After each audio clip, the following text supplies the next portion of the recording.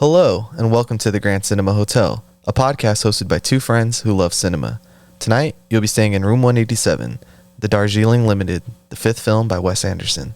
So go ahead, get comfortable, and throw on that Do Not Disturb sign as we get back to our Wes Anderthon with the Darjeeling Limited. I think we have a chance to make this kind of a life-changing experience, and I think we need it.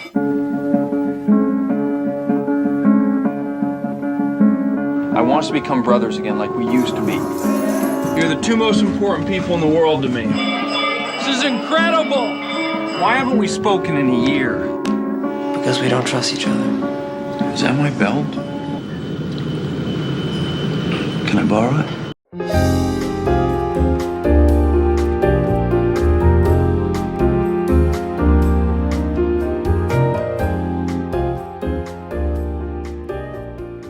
What's going on, all my brothers, and thank you for checking back in.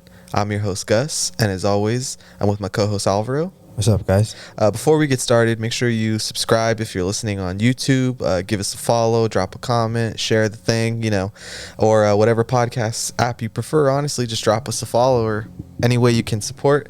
It helps out immensely, and we really appreciate it. The Anderthon rolls on. It continues. We're back. It was a nice change of pace to break it up a little bit. I think it felt nice, at least, to do a couple of other films in between. It's just sorry. It's just something we've talked about doing. So it's kind of just kind of cool to always be like, regardless of what's going on, there's certain directors that we always are thinking about, and Wes Anderson is one of those. Yeah, and I mean the movies that we covered in the time between Steve Zissou and this movie, The Darjeeling Limited, very different movies. Yeah. They couldn't be any more different, the three of them, right? Don't Look Now, Killers of the Flower Moon, When Evil Lurks. But I thought, it was a pretty strong month, and it was really nice to do those, like I wouldn't have wanted to wait until this was over to get to those. But I also do enjoy hopping back into this world, as a nice sense of familiarity. Yeah, When Evil Lurks video around Thanksgiving would have felt weird, but people could have seen it, right? I guess the one positive. I mean, it might have been more algorithmically friendly. Maybe I did think it was good to release them though in October. What, though? Hey, When Evil Lurks got a lot of good feedback, a lot of comments. A lot of people teaching us about the culture a little more. That's a good bring up. I thought that was cool. Probably the a lot of videos and the podcast, a lot of good reception. I'd say Killers of the Flower Moon. I'm happy with how that episode is doing, and I mean, When Evil Lurks, yes, I feel like that one got a lot of traction with our actual listeners, like engaging. So thank you if you are one of the people who went ahead and dropped a comment, because that's one of the things like I don't want to put it on the audience and be like, you guys don't engage enough, but it's like I do want people to tell us if we're wrong or teach us something, it's two-way street. Yeah, I mean, a lot of the times like we are basing it on our memory, and I do think there's people like, especially more than me, that have better memory about certain aspects that I think either could counter our points or go in our favor. And either way, I do want to listen to them, because maybe I misunderstood the material, which I've never thought that I couldn't. I definitely am open to. Maybe I didn't understand this movie, Oh shit, that didn't happen at all in this movie? Yeah, exactly. Yeah. Oh damn, that was my dream. Yeah, podcasting is a stream of conscious, and it sometimes doesn't make sense. It's not the most meticulous form of broadcasting. It's an open conversation, so it is nice to actually open up that conversation to the audience and to have them partake as well. But transitioning into the movie, The Darjeeling Limited, the fifth film by Wes Anderson. Like we said, it was nice. It's nice to be back in the world. Alvaro, first time, correct? Yeah. Are you close to checking off the list? I know this was one of them, right? This is one of the ones I haven't seen. The next one I have seen, which I'm excited for. Getting ahead of myself, way ahead of myself. But this is one of them. Still missing Moonrise Kingdom, and there's one more, right? There's one more I haven't seen. But I mean, you've seen the first five now. and you've Yes, seen correct. everything past Grand Budapest. So yeah, you have Moonrise Kingdom. I would Actually, I think that's the last one. yeah, Yeah. because you've seen Isle of Dogs, you've seen Grand Budapest, you've seen Asteroid City, you've seen The French Dispatch. I for some reason thought there was one in between here that I was missing, but yeah, I only have one more. Nice. This for me had checked it off, except for the new short films that have come out yet. I've yet to watch those. As much as I wanted to see them when they came out, because I didn't see them in the theater, I obviously don't feel like I really missed out by not watching it the day it came out on Netflix, And also, I didn't want to watch it. I didn't want to watch them for the first time and then do the podcast on them months later. And I wanted to kind of have that fresh feeling. So I've been saving them. I have a little scheme going on with Netflix at the moment. Yeah. I won't say too much, but I'm waiting for all of the movies I want to see to come out, and then I'm going to free trial it. Yeah. New email. Yeah, new email, exactly. But back to Wes Anderson. Like we said, the fifth film, Wes Anderson check-in. We talked about before previously his living situation, right? And this is finally when the move to Paris happens, and he's relocated. And since then, he's never moved back to the United States. And I do think this movie kind of reflects that sensibility a little bit. But I do think it's interesting because the movies that do come after this, they are very different, Like, I feel like this is the last one like this. Kind of in the, we talked about the midpoint career last time being Steve Zissou. I think the Darjeeling Limited is the cutoff between, his last film that really takes place in reality. I've heard it be called The Bridge. Yeah, because as much as we love the dollhouse storybook aesthetic, this movie takes place firmly in the real world, in a real country, on location, on an actual train. So as much as I love that other stuff, this one, I've seen the opinion that it's the most human of his movies because of those reasons, It's only got 3 main characters, and they are the focus, Like Angelica Houston is there, yes, but it is more than any of his other films. It really is just about these 3 people. Rushmore, Royal Tenenbaums, Steve Zissou. I wouldn't say they're exactly all ensembles, but every character has a part to play in this movie, and in those movies. But in Darjeeling, it is these 3 brothers, and it lives and dies with them and their relationship. This is a movie I'm very fond of, especially upon my rewatch. For me, I think this is I want to say either second or third time, because this was one for me where I did have to check it off my list. I'm like, I haven't seen this one yet, It's probably one of my faves too. I was compiling the top 5 list, or the list of them in order, and yeah, this movie really does it for me. I don't want to say I think it's technically the best movie, I'm saying in a technical sense or in a formal sense or anything like that, but it just speaks to me in a way that some of the other ones don't. And I kind of hold it in a special place for it because it does, like you said, that I think the fact that it bridges the 2 types of movies that he makes is why I find it so appealing to me. Yeah, this is the first time I watched it. I ended up feeling like this is, if you asked Wes to make Bottle Rocket again, he would have made it more like this. Obviously it would have been the different background. I think the background here helps a lot with what he ended up turning into, making the dollhouse scenes and kind of focusing on that. So I think the use of different culture here kind of made him go outside of his box and be able to learn how to do that stuff. I think this movie shows that a lot. But I did feel almost because it reminded me of Bottle Rocket too, I in similar ways, because I felt like it was all over the place. What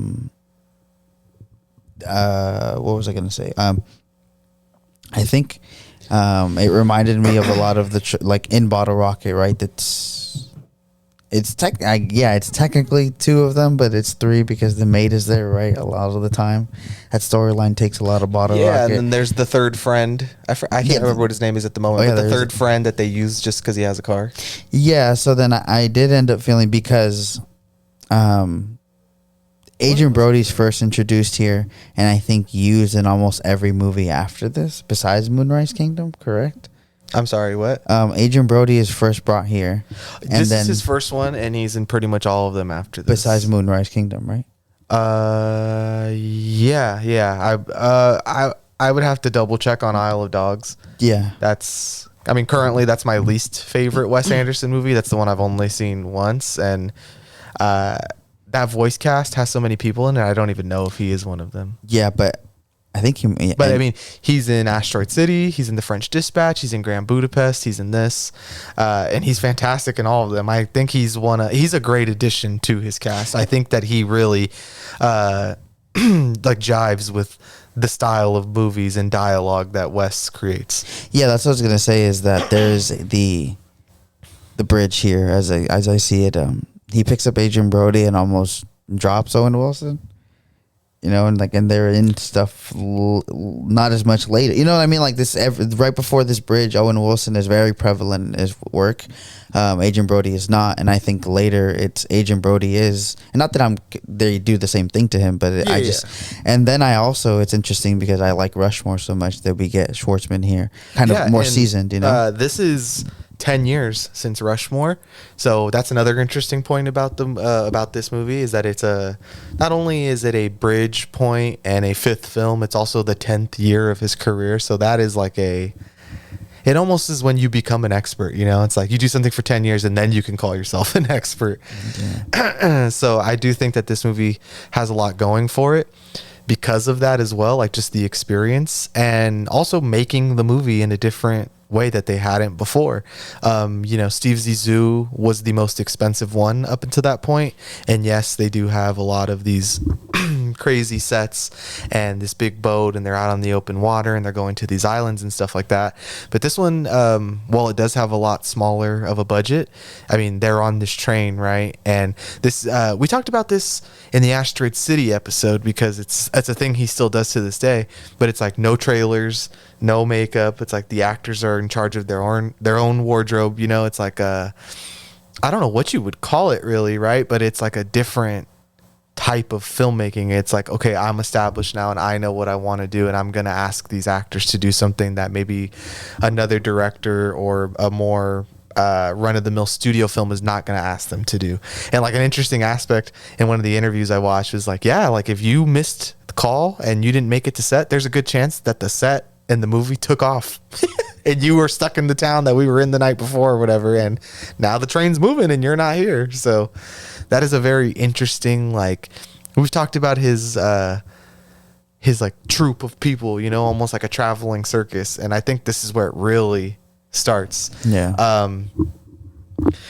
like I said, this movie really does just add a lot to his overall filmography, I would say, because I do think he's also kind of repeating some of the things that we did see in Bottle Rocket. Like Owen Wilson's character in Bottle Rocket is not that different than his character in this movie as well. You know, he's overbearing, the meticulous planning, the way he thinks that he can control the other people around him in ways that are positive for them. You know, it's not like he sees, the main thing I wanted to bring up was like, there's a point in this movie that's brought up multiple times of Owen Wilson ordering Adrian Brody's food for him. And it becomes a point of annoyance. And it's like, yeah, you or me would feel the same way if, I don't know, if we were doing it to each other, right? Yeah. Okay, Alvaro wants a 10-piece nugget from Chick-fil-A and he doesn't want ranch, you know?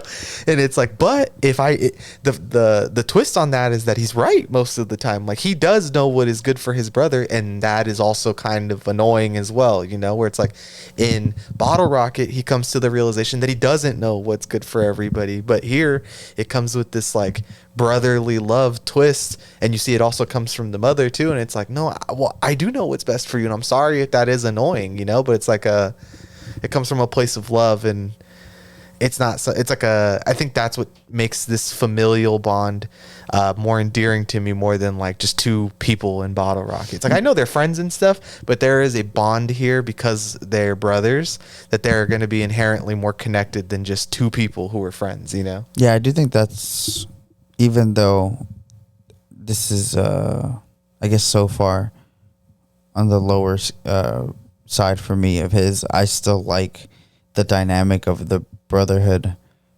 like almost near the top of how he dissected it. You know what I mean? I get you. It's like, okay, I saw, and I don't want to get into ratings too much because they're all who really cares at the end of the day, right?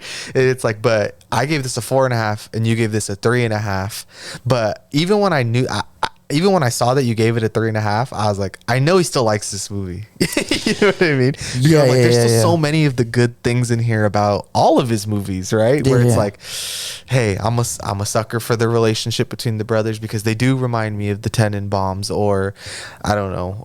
Well, I would say the Tenenbaums because after this there isn't too many more family oriented films, but it's like those two films are kind of reflective of each other. And we've talked about this before as well too. It's like he is reflective of himself. And this even was a big point of criticism during this movie too. You know, he used to go on Charlie Rose a lot. Like that was where he would go for every movie. There's an interview with Charlie Rose. So I've been watching these interviews and Charlie Rose asked him about what do you say about people who call you repetitive and quirky and all surface level and stuff like that, right? And even since back in the day, 2007, I believe this movie is, he's still defending the idea of like, if in my gut, it's telling me to make the movie this way, well, I have to do it. And whether it's repetitive or not, go ahead, say I make the same movie over and over again, but it's the story that I feel compelled to tell. Yeah. And I don't really see that as a criticism or anything. I mean, obviously not. We're doing all these episodes about him, right? But then he also said about the quirkiness is like, sure, these people are quirky and okay, yeah, they're a little out there and weird. But all of these characters are amalgamations of people I have met and known. And how is it so weird if these people exist? Yeah.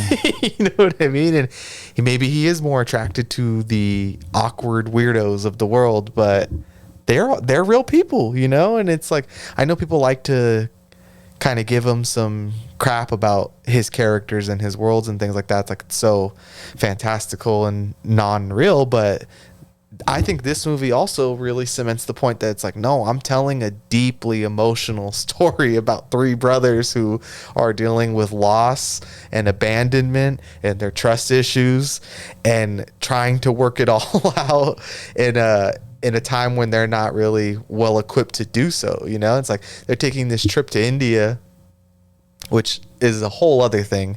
I'm going to kind of get sidetracked here because you brought it up earlier. It's like the choice to use this setting, right? And Yeah.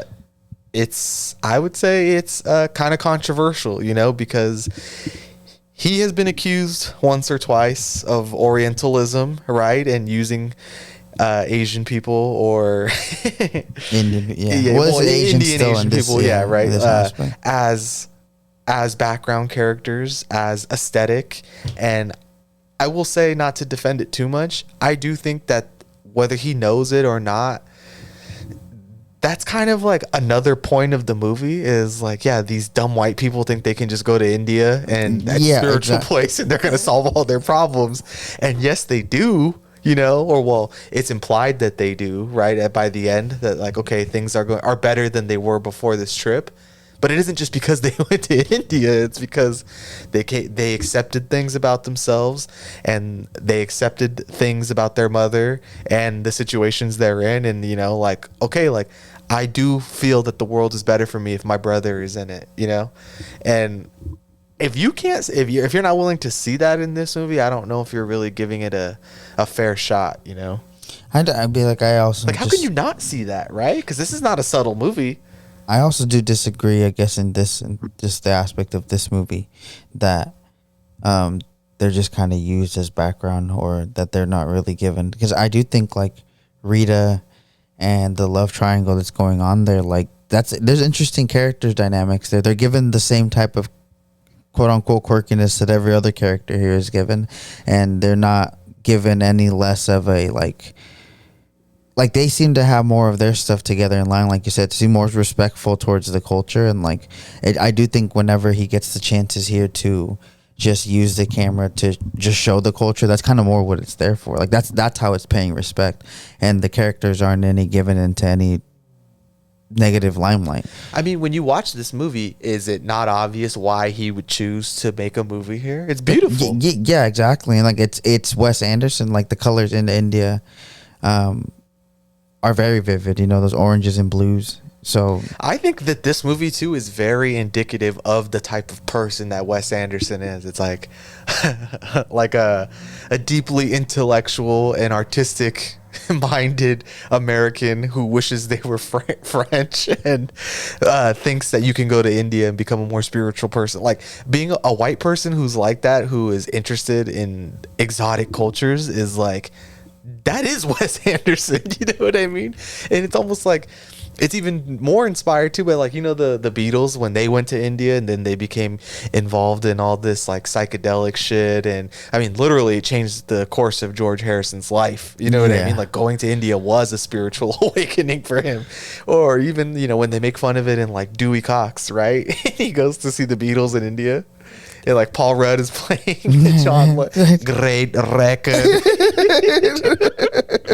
But it's like, you know, to the white man's fault. Yes, like they do think that they can go to India or exotic places and fucking, if I go pray in some exotic forest or temple, then that'll be the answer to my problems. And I'm like, sorry, bro, it's not. You know, and it's like, that's another part of this movie. Like, that's another layer that's like, going to this place is not going to fix your problems, you know? Yeah, I don't, like, again, because I do agree with what you're saying. I don't ever think he's taking anything, like any type of culture, just to have it as a background set. I mean, I've heard that a lot of complaints like that from him, you know, with like, how come there's not any black people in these movies? But I just do think it's based off of what you said. Like I like he built, as he was coming up, the people who were around him, and the type of guy that he is, the type of white guy that he is. Like, all of his friends were white. I don't know what to tell you. You know what I mean? So it's like, it's not like he's just gonna pull somebody who he can't work with as well as these actors just because I need to include them. But he does. And Jeffrey Wright, I was going to say, you know, there has been a more concentrated effort, I think so, yeah, to cast people of color, right? And to also not just make them aesthetic pieces, you know, because like, I will say the main offender would probably be Pagoda in the Royal Tenenbaums. He really is just a, oh, look at this exotic dude from India who's my assistant lackey type of guy. You know what I mean? Like, but then, as much as I love Pagoda, he's a hilarious character. I think he is just aesthetic, you know? That plays to what you said, though. It, like, that's the type of person that the Tenenbaums, like look at our cool Indian housekeeper. Yeah, like, that's who you would expect to, because he's not a good person. Hey, look, bro, as two non-white people, that is some white people shit to be like, my exotic housekeeper or my exotic driver, or, you know, he's foreign, but he's quite sophisticated. He was a doctor in India. Yeah. So even though it's like double-sided, right? It's still, because you want people to think you're progressive, you will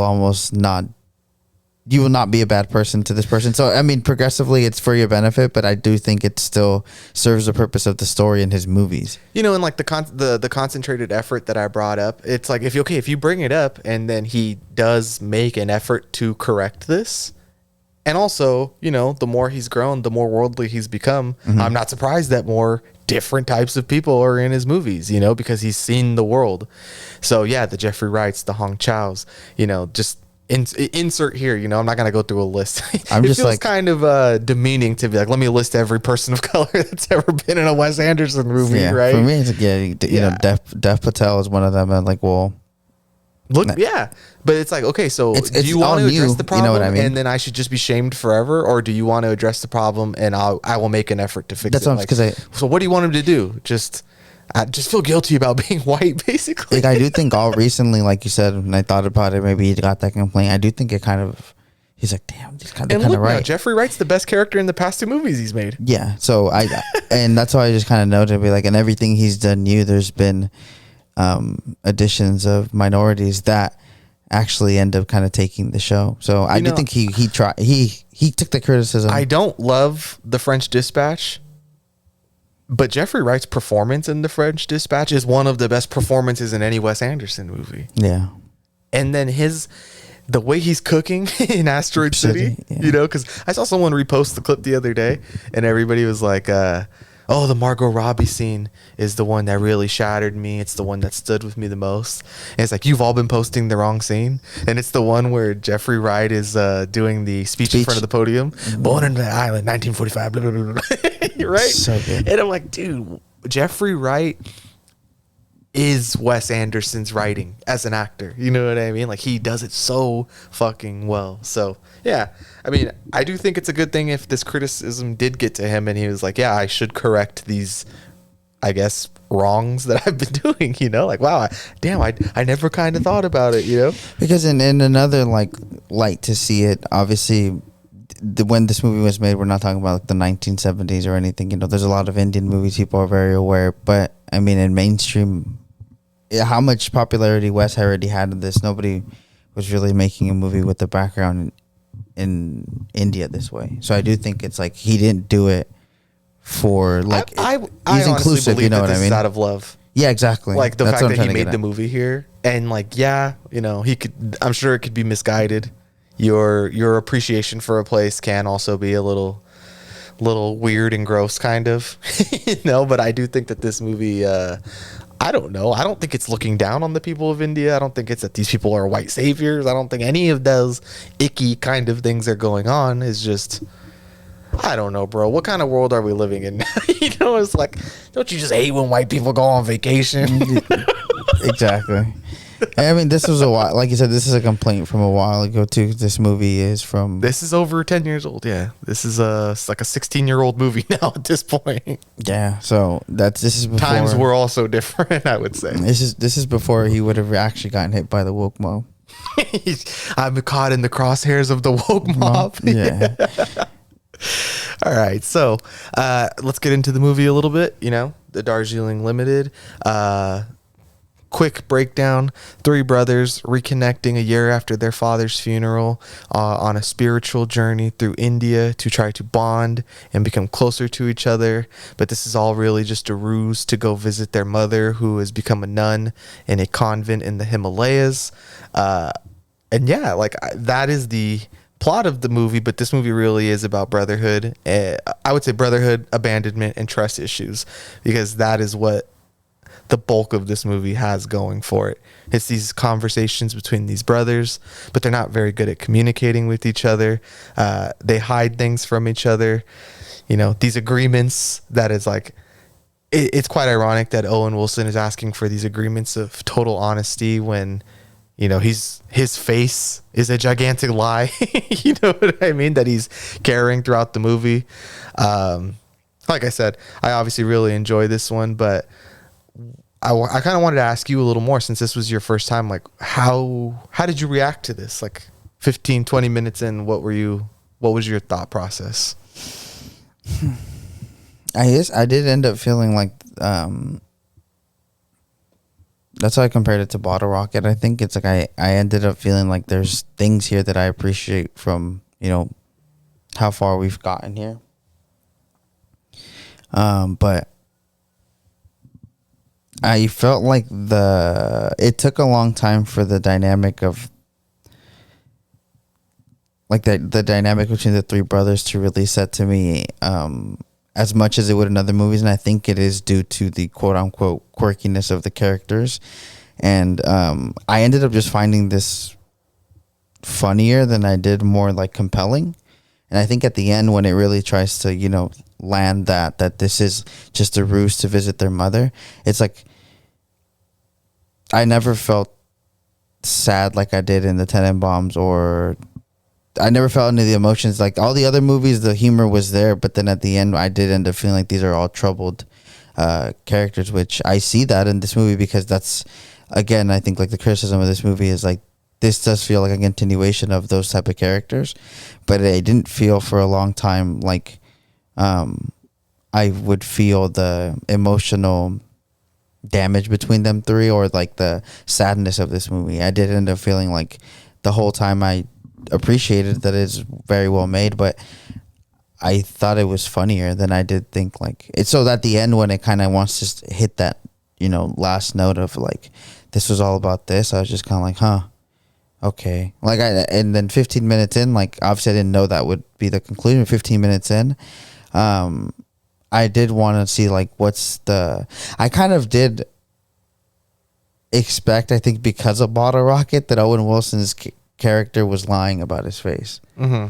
And then I was like, it would make sense to me in this Wes Anderson movie that it would be because I just wanted to be with my brothers. I didn't know it would be about the mom, right? But I did just assume that, like, based off of how Wes makes these characters with the deadpan humor, usually that ends up helping me be like them being that way is more emotional, because I'm like, oh, I understand that they're really troubled, because that's why they're like this, because they've been hurt. But for this one, I did kind of feel like they're it's not like enough, almost not enough of a, like, in the in between for me to establish that they actually have like a really fluid, like, connection, if that makes any sense. I get you. I mean, they obviously are not very intimate or connected with each other. Like I said earlier, it had been a year to this point, a year at this point since they had seen each other. And then, we get these flashbacks of their father's funeral, and you see that is a very, well, obviously it's a very emotional day. It's their father's funeral, but a lot of chaos and drama goes into it. A lot of breakdowns, that's a interesting scene that I feel like Wes Anderson kind of has in every movie, is like that weird, awkward, like, guy who's ready to, like, lose his shit, but is not really good at losing his shit, because they're so not used to expressing themselves and how they really feel. And it's like when he rolls out the Porsche and then he, like, threatens the guy in the truck, right? And the brothers have his back and stuff like that, and, like, they're all just digging through the luggage and stuff. Like, there's just a lot going on in this movie where you're like, okay, I could see why these guys don't like each other. And there's that question in the movie. It's like, could we really be friends in real life, like, if we weren't brothers? And by the end of this movie, I mean, the answer is like a hopeful yes. But then I also still don't know if I buy it that it will carry on past this moment, like, it will be a moment of reconnection, but more of like all right, cool, we're good, right? See you later. Not like, oh, great, now we're close again.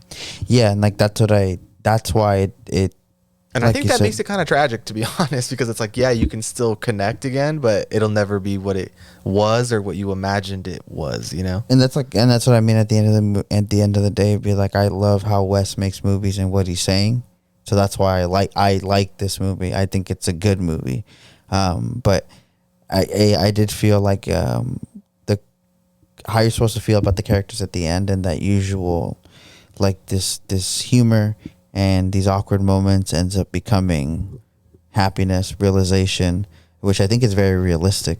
Because his movies are set up in quote unquote fantasy lands, but I do think what they're saying at the end is very, very human, and I think that's why I like them so much. So, but I did think that was the reason. To me, it does feel like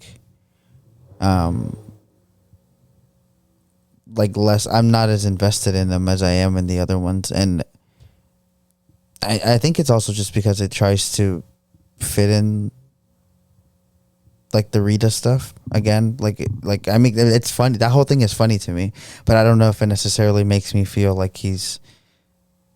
All it really does is show how much of a broken character he is, but I don't think all of them get that. Yeah, the Rita character and that small love triangle. I mean, I've seen, when I was looking into the stuff about the Orientalism, they're talking about that, like, oh, the exotic brown girl that the white man lusts after, but only at a surface level. He wants to fuck her. He doesn't want to be in love with her and have him be his new girl. Like, it isn't a romantic love story. It's a lust for this person, and it's like, that's what they're doing here in India, is like lusting after this, and they really just want to use it. They don't actually want to indulge with it or engage with it in any meaningful way other than just like taking from it, right? And I do kind of feel like she doesn't fit into this movie, like, at all. I don't really think it even has to be there, really. I mean, I can't see why it happens. I get that it's like to show kind of what a emotionally empty character that Jason Schwartzman's character is in this movie, because of the three brothers and the three problems they have and how they handle them. His is to run away, and to also he writes these fiction stories, quote unquote, that are just, they might as well be diary entries, and he's like, no, it's fictional. Like, he even runs away from the truth of his writing. You know, it's like, no, this is about me and my family. So, you know, it's not lost on me that this movie takes place on a train, and you know, one of the brothers is someone who's constantly trying to escape everything all the time. And then like I do just think though he gets kind of like it's fine, like I said, it's funny, but he gets a fleshed out kind of like this is the kind of broken person he is and what he does. And I do think Owen Wilson and Adrian Brody's characters kind of just get it more through conversation. So then I'm kind of like, I don't feel as invested in all three of them equally.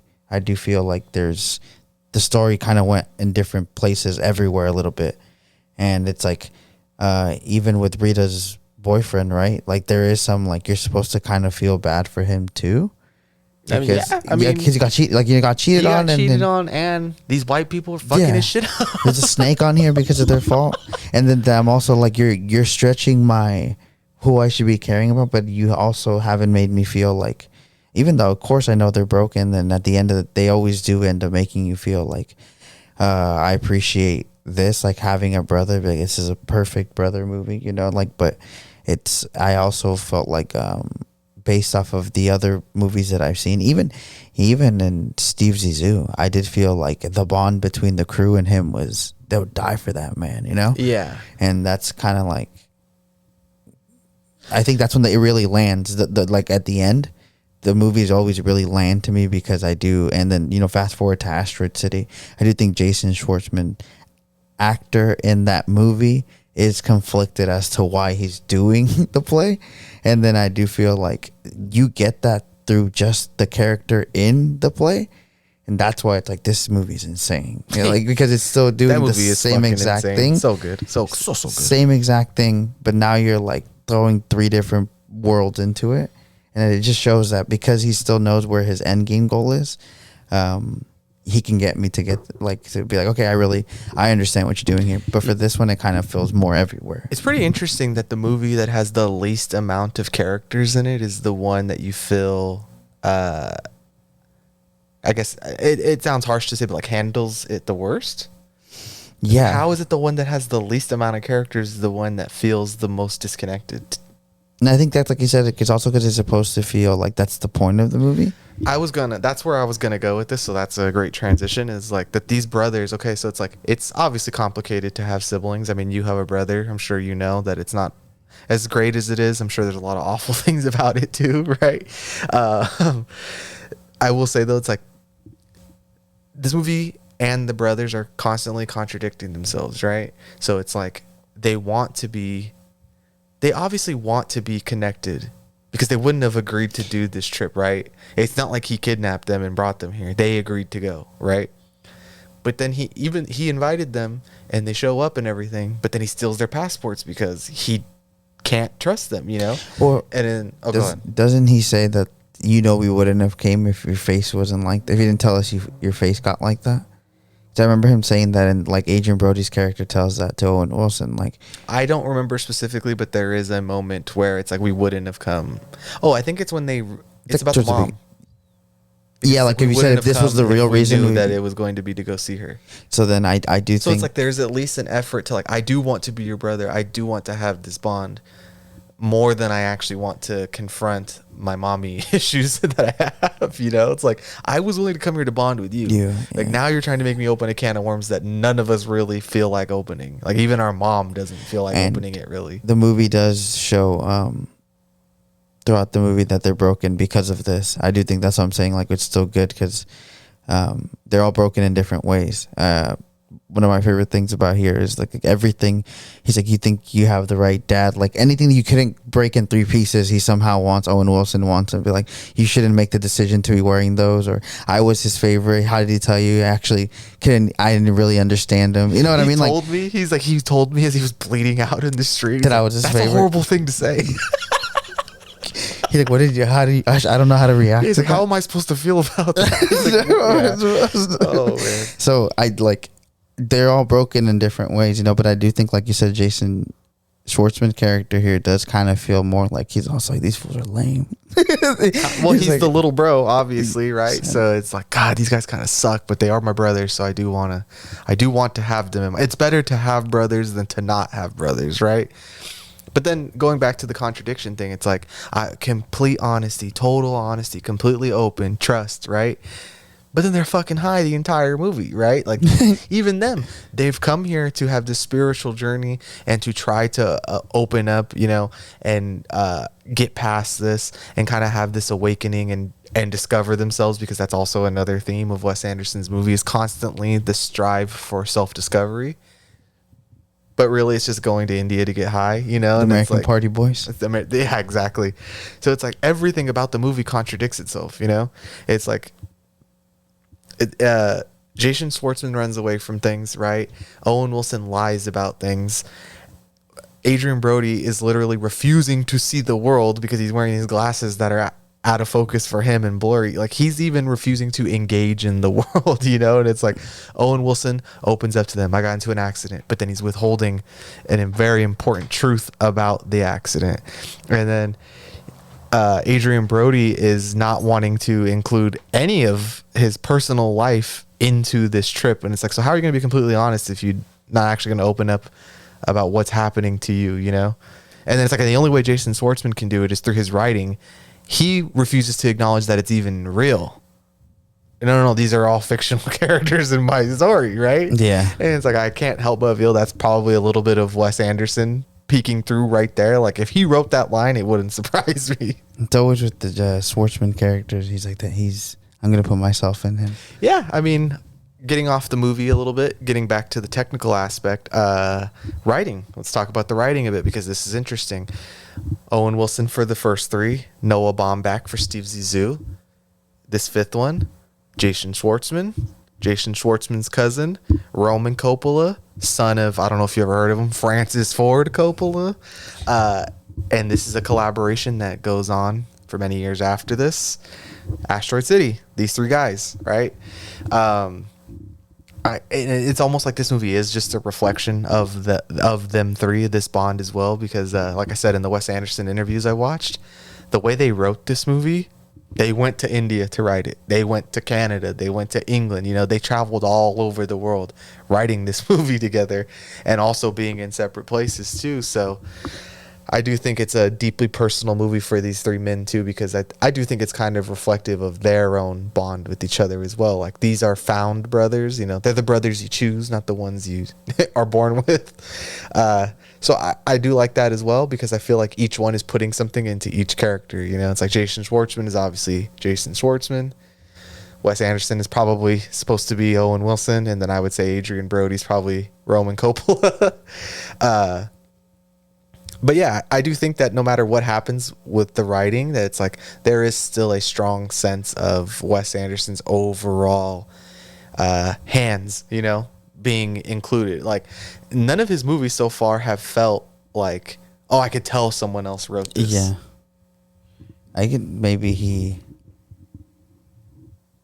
Because I mean, he'd end up being the director, and I think maybe he overlooks how certain tropes are done, or how we're going to go from scene to scene. But I think character writing and development is based off more of the two other writers, you know, which, you know, that's interesting to say, because I feel like that's where there is a difference, and you're telling me this is where there's a different writer, you know what I mean? So maybe the trio together working for the first time, subconsciously for me, I'm like, I don't know if it worked very well the first time, but they've obviously gotten better. But maybe for me, like, that's where the difference is of what you said. There's the least characters, but I don't feel like they're fleshed out well. Like, well, this is the first movie that he wrote with two other people as opposed to just one. It's like, so how do you divide that work, right? I mean, between two people, it is easier to be completely synchronized than it is to be with three. Yeah. And because it's only two. And, you know, and it's like, say if me and you have a disagreement on something, it is more easy to, okay, I can see your point and I do think you're right. Or, you know, the other way around, or like, I don't know, man, I'm feeling pretty strongly about this. Can't you see where I'm coming from? But then if there's a third person with a completely different angle than the both of you, be like, now what? None of us I can't even get either of us to agree, you know? Yeah, I think at least with writing though too, it's, I don't know how you split up that. I mean, there's various ways to split up the work, but like for a movie, like it's like I write page 1 through 20. But how do you get it to mesh? And I do think, like you said, none of the movies. Too many cooks in the kitchen sometimes, you know. No, none of the movies I've ever felt like Wes didn't have control over them, and it's probably has to do with him directing them. But I do think for this one, it makes me start to think if their writing didn't really work for me for as much as the other ones for this movie, because I'm like, it obviously works very well for me in Asteroid City, and like I said, they've worked, and my favorite one, the Grand Budapest Hotel, is obviously written by them as well. Let me double check that one to make sure it's written by the three. I don't know if or maybe it's just two of them, right? Yeah, or who knows? I don't even know if he wrote that movie by himself, to be honest. I would guess because I think it's just that it would be Roman Coppola, because I know Jason Schwartzman doesn't write on exactly all of them. I think that Roman Coppola is the one who becomes like his main second writer. I mean, this one has it's a whole different. See, also 3 other people. Yeah. See, so that's interesting to me, because I'm like, that's maybe Wes why Anderson, right? Sorry, Wes Anderson, and then you have Hugo Guinness and Stefan Zweig. Like, I don't even know who I'm. No disrespect, I don't know who those people are. But that's crazy too. That seems to be the thing that he's the most willing to explore new people, or like new bonds. And I think he's always trying to bring in someone new, but I think that there's such a cohesiveness between all of the work that it's hard to even imagine that there's so many different people inputting on this, And I think that's what I mean. Is like he must split his work in an interesting way where they do more of the characters, and then he goes in and kind of puts it all together. So it's interesting. I'd love to be a fly on a wall in these writing rooms, because another thing I will say, to the credit of having these different people that he works with for writing, when a movie has 3 writers, that is usually a bad sign. Yeah. It's one guy wrote it, then the second guy revised it, and then the third guy was like, both of these ideas fucking suck. Yeah. That's why I find that interesting, because I'm like, again, I do think I love how Wes makes movies, so this movie is so good to me. But now I'm like, every single time I felt different ways about it. Has there been different writer, Like, now that I'm going through all of them, it's like, well... Yeah, like this guy Hugo Guinness helped write... Well, he helped write the Grand Budapest, and he wrote the French Dispatch. But then the French Dispatch is 3 different movies, so... Which one, right? And then the Stefan Zweig, original writer, 54 films. And I do believe that the Grand Budapest Hotel is the only Wes Anderson collaboration. I'd have to look into this deeper, because Letterboxd doesn't really give you too many details about like what their role is. Yeah. And then I gotta, I'm not in Grand Budapest research mode right now, so I don't even know if like maybe it's this guy is only included because he wrote a short story that inspired this movie. Like there's a lot. I just brought it up because I was under the assumption this whole time that Roman is in all of them after this, but then I didn't know for the Grand Budapest or Moonrise Kingdom, so I just assumed. But then now that makes it even more. That kind of feel like backs up my argument even more, because it's like that's the only thing I don't have an issue with. I just feel like it is weakened, even comparable to Steve Zissou, and it shouldn't, because they're brothers. But I felt that way, Maybe. I don't think it's the craziest thing in the world to think either, though, that Noah Baumbach is probably the best writer, or the highest, let's say, peer. The closest peer he's probably worked with on like the same level of, as great as Jason Schwartzman, Owen Wilson, Roman Coppola. They're not directors, or maybe they have. I don't know. Maybe they've directed a movie, but. Who Noah Baumbach goes on to become director of Madagascar 3? Yeah, come on. Or writer of Madagascar 3. Yeah, I do think that maybe that's why Steve Zissou holds a place above this movie for you, because it's like that's the Noah Baumbach touch. And then the interesting thing too, not to get into next week too much, but Noah Baumbach returns for Fantastic Mr. Fox. So there's a Alvaro is currently making an homage to Ronaldinho, getting ready to feast in the Champions League. Yeah, I'm fucking excited for that one too. I love that movie. Great stuff all around. No notes, no complaints. Kind of burning through this kind of fast now, just to wrap this up. The technical aspects, of course, Robert Yeomans is here to do the camera work. There's a lot of great camera work in this movie. That's another reason why I think this one is still very good. I do think that the camera work helps convey the type of storytelling that we're getting here, because, you know, a lot of research I did into the movie and seeing what other people said, it's like this is a movie that has a lot to do with communication, right? And that the cinematography in this movie helps to evoke those themes, because this movie is about what's said and then who it's said to, how it's said. You know, there's moments in this movie where Owen Wilson is yelling orders but to who? He's just yelling them out loud. Like when his shoe gets jacked, he's like, go get him. But he's not telling them. He's just like saying it out loud, right? And then there's a lot of moments where a message is given, and then the camera whips whoosh, right to the other thing, and it's like, no, to this person. Like, you need to know that I'm talking to you, you know? Yeah. Or how the way that the way they use the train in this movie. Like, the reason this movie's set on a train is quite superficial and just, hey, I like movie trains. Yeah, right? I was going to get to So, like, that's the thing. Like, they asked Wes Anderson, why? Well, I would love to make a movie in India because it's a place that I'm fascinated by. I love trains. I love trains. I love traveling on them. I love the way that I love all things trains, and the tradition in the cinematic language of movie trains specifically. And, you know, whether it be Strangers on a Train or like Silver Bullet with Richard Pryor, Gene Wilder, or even Murder on the Orient Express, it's a very cinematic place. You know, like it does offer a lot. Train to Busan, huh? Yeah, Train to Busan. Yeah. The train is a great piece of cinematic set piecing. You know? I think it's as horror. It's fanatics, beautiful too. Yeah, I do think it's always when you make the setting of any of your movies something that is also limiting in its real scope, is that's where you could start to get metaphorical and hypothetical and all of that stuff. Is because you're confined to a train, but you're moving towards something. So what does that symbolize? And I think that works for cinema so much because, like you said, a movie that is based so much on cinematography, it's like these three are in the same room. They should be dealing with the same shit, but they live in completely different. Like, you know, if you want to break it down, be like different.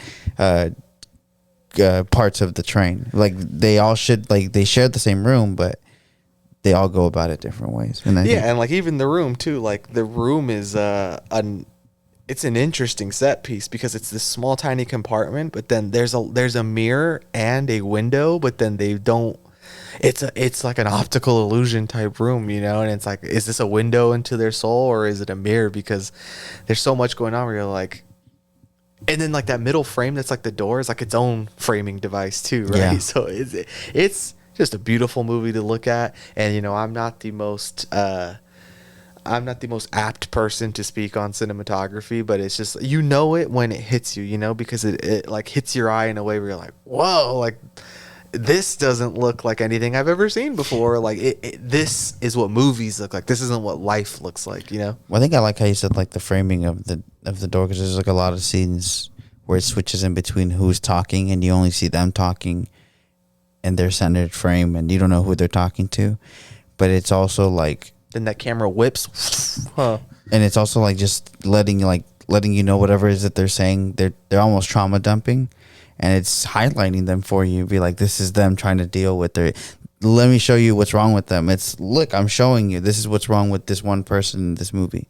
Like you said, then you later highlight this person goes about it this way. Like, you know, he runs away. They don't talk about it. And he literally doesn't want to see the world. Like, all of those things are visually shown to you in like the most literal way. And dumping your baggage. Literally dumping your baggage at the end of the movie. And they just don't say it. It literally is showing you it, though, like figuratively showing you it. So I think that's what I mean. It's impressive to me because as much as quote unquote on the nose it can be, because it's done through cinematic language, I think that's the best. It's so on the nose cinematically, but it's not, and isn't that perfect? And like anybody could see, but like he's dropped like, yeah, baggage. They have baggage. Yeah. You know, so like it's making it literally like a book for you. And that's, to me, that's just perfect craftsmanship. It's like, whether it could be boring, sure, because I'm feeding you but I think it's perfect craftsmanship, and anybody can walk in and get the story. Yeah, I mean, like you said, it's not your favorite Wes Anderson movie, but you can never deny the craftsmanship, right? Never. Or it's like it just works, right? His world works for us. I will say just a couple of other quick things that I love about this movie. Oh, I want to backtrack for 1 second, because you were talking about how they're in the same place, but they're not really connected. One of the funniest moments to me is when they're arguing in the temple, and Adrian Brody's like, "I'm gonna go pray to somebody else," and he just like gets up and goes and randomly leaves. He's like, "Fuck you guys." Yeah, that's one of my favorite moments. Another one I think is a beautiful, touching moment is the stuff with their mother. Angelica Houston makes her third appearance in a Wes Anderson movie, and I did find it, pretty emotional, that moment where none of them can really say what they truly want to say, so they sit there and they express it with just their facial features. That is I love that moment. That's such a tender moment to me, and like, sure, whatever, I'm sure there's detractors. Oh, fucking moment sucked or whatever. Every movie has that, but for me, at least, in my personal opinion, that's a deeply moving moment in this movie. And it does give me some kind of moment of satisfaction, because the mom. It's a total Wes Anderson moment, right? Where she's like, "These people need me," and Jason Schwartzman's like, "What about us?"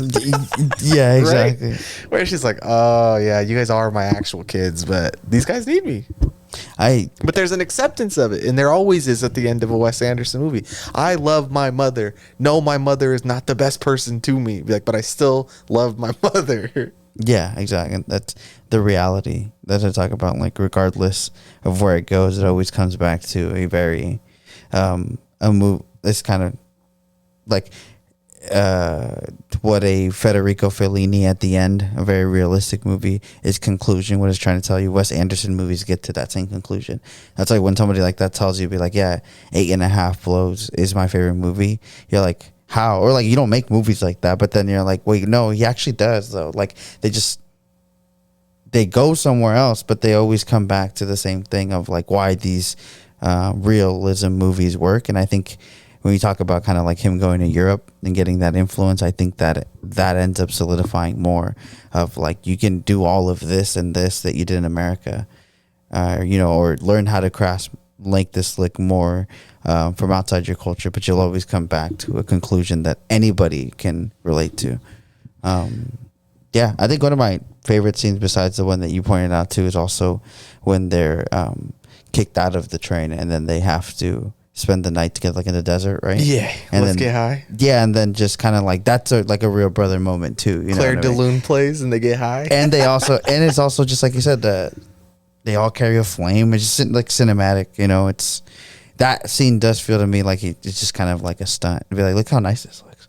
Yeah, I mean, those quieter moments in the movie kind of say more than the open dialogue that these characters are having with each other. An interesting point of how the communication is done in this movie that I saw in a video essay about Darjeeling, where the person who made the video said that this was their favorite Wes Anderson movie. It's like these people communicate less and less like two people would if they were in front of each other, and more like a group chat does. And it's like, I kind of raised this, huh? It's like, do you want to read my short story? If you're gonna do that, you should do. I see. Yeah. There's a disconnect, even when they're in front of each other, even when they're in this train, even when they're kicked off together. It's like they can never truly be connected, and like that's what they're fighting for. This whole movie is like this small sliver of hope that's like, we could still figure this out. And I do always love that about all of the Wes Anderson movies. It's like they're not cynical, but they do accept the certain like painful things about life and still choose to like persevere through them. You know what I mean? It's like, I can still make a good life out of this. And nothing embodies that more than Asteroid City, when Jason Schwartzman's like, my mother told me that time heals all wounds, and it's like, and it doesn't, it's just a Band-Aid. it's like it'll never fix it, but it can help, right? And that has always been if you really want to think about what Wes Anderson's work is trying to say, is that, you know, it's like it doesn't heal all wounds, but we can at least try to band-aid it. Yeah, I think that's like why somebody could say his work is repetitive, because it always kind of comes down to that. But I don't think I don't think following, like, after you hear what he says, like, about that's the story I feel like telling, if those are general to, I just feel like it always ends up coming down to those are most stories in human history always kind of come down to those elements. So, like, I do just appreciate that Wes Anderson maybe, yes, addresses the same conclusion, but that he could do it in so many different ways and do it through so many different relationships.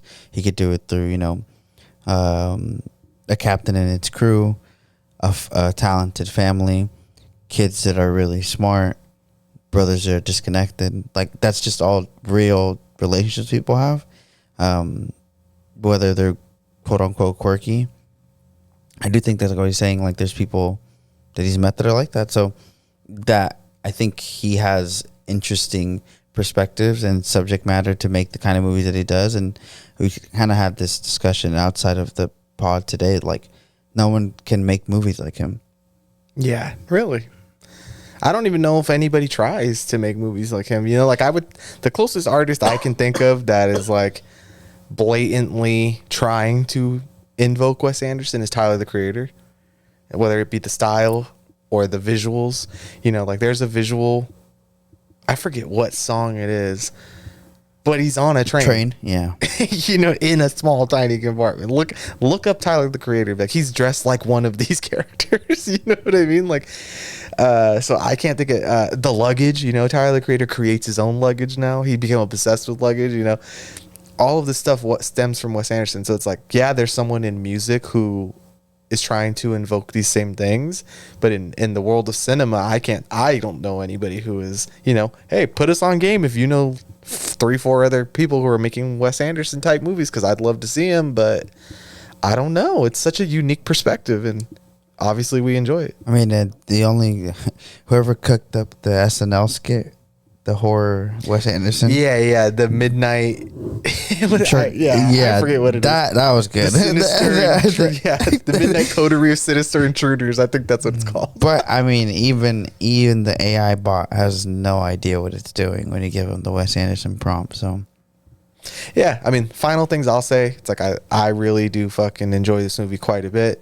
Fantastic music, fantastic cinematography, fantastic relationship between the three actors. The drip, insane. They might be my favorite dressed Wes Anderson characters.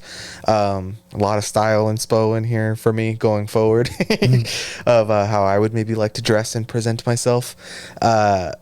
Yeah, I mean, I really like this one. I will say, for me, this is in my top 5, but I understand that is because of my own personal biases. I don't actually think it's one of the 5 best movies he's made, but it's for other reasons that are personal, at least.